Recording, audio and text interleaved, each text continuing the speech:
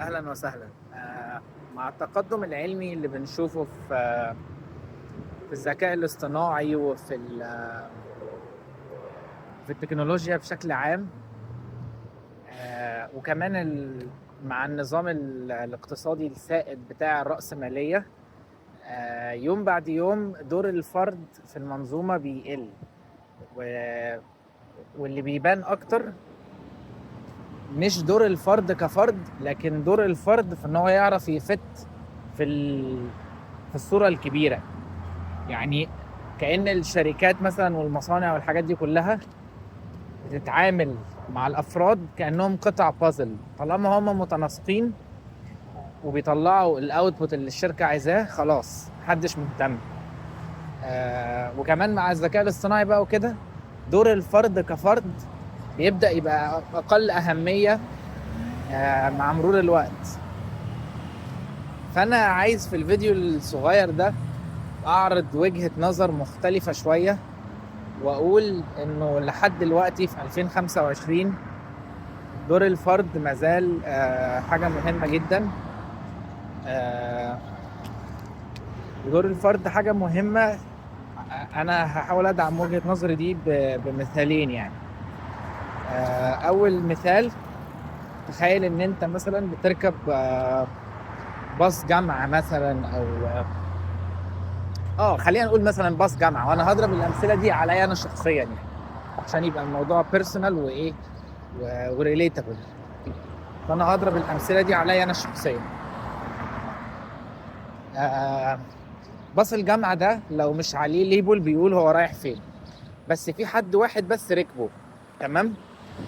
وقمت انا جيت سالت الشخص ده، قلت له هو الباص ده رايح مدينه الشيخ زايد اللي انا ساكن فيها؟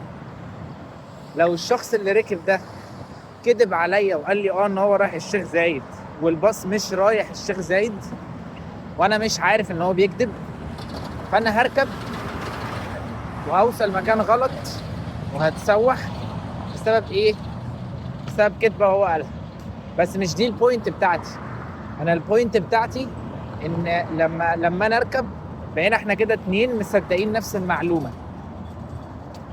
فاللي هيحصل ايه؟ هيجي شخص تالت افتكر الباص معلوش ليبل بيقول هو رايح فين، فهيجي شخص تالت هيسال هو الباص ده رايح مثلا زايد؟ لو هو رايح زايد زينا برضو هنقول له ومش هيبقى بس واحد بيقول هيبقى الشخص اللي قال لي وهبقى انا كمان. طب الشخص التالت لما يركب هنبقى احنا التلاتة بندعم نفس الرأي. فتخيل مع الفرد مثلا رقم 28 وهو طالع بيسأل، هو ستيل برضو تحته ومش عارف، وهو طالع بيسأل واحد من ال 27 اللي فوق هيرد هيقول ده رايح زايد، بافتراض ان ال 26 اللي قبليه كلهم مصدقين نفس الحاجة. فانت مع الوقت بدأت بفرد واحد، بس الفرد ده خلى فكرة كاذبة تنتشر بكل سهولة جدا. فده مثال بيقول ان الفرد مازال مهم.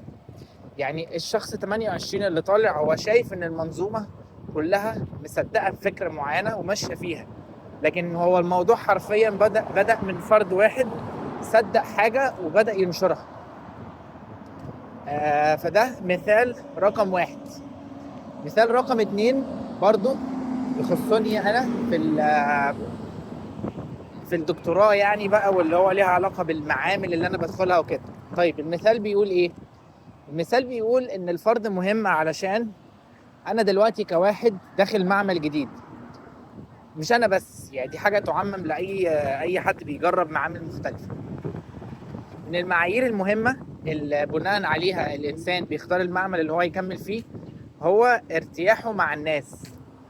طيب تعال نقول لو في معمل فيه اتنين بس، معمل صغير، هيبقى مهم جدا ان الاتنين اللي في المعمل دول لما يجي واحد تالت يعاملوه كويس ويبينوا له ان المعمل فعلا البيئة كويسة وان هم مرحبين وفريندلي وكده.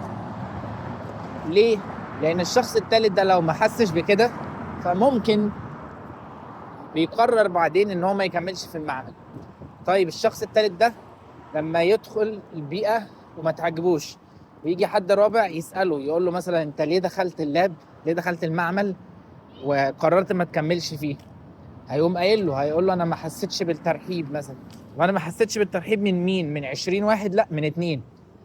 فالاتنين هنا دورهم مهم. طب لو مش بقوا 2، لو بقوا واحد بس، فالواحد ده عليه دور اساسي ان هو يحسس الشخص التاني ان هو مرحب بيه وان هو صديقه.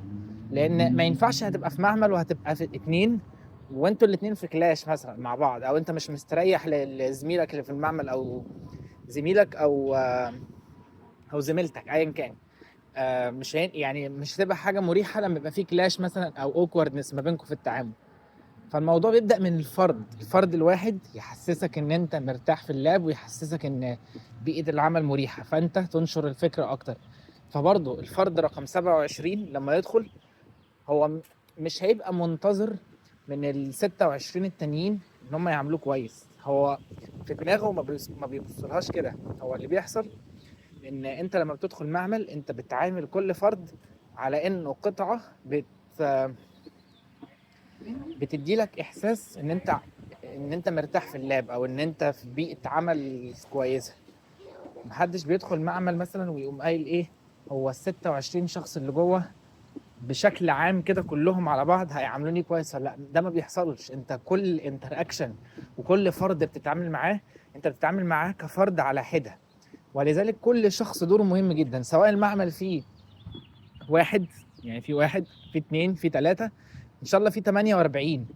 الشخص الجديد اللي بيدخل رقم 49 دايما هيكون نظرته عن المعمل حلو ولا لا من حيث التعامل والأريحية بناء على تعامله مع كل واحد من ال 48 دول. هو عمره ما هيبص على الصورة العامة، لا. هو ممكن عامة يبقى مثلا 46 شخص من ال 47 ولا مش فاكر قلت كام، بيتعاملوا كويس، ويفضل شخص او 2 بيتعاملوا معاه وحش يضايقوه او يحسسوه مثلا ان هو ايه، ان هو مش مرتاح.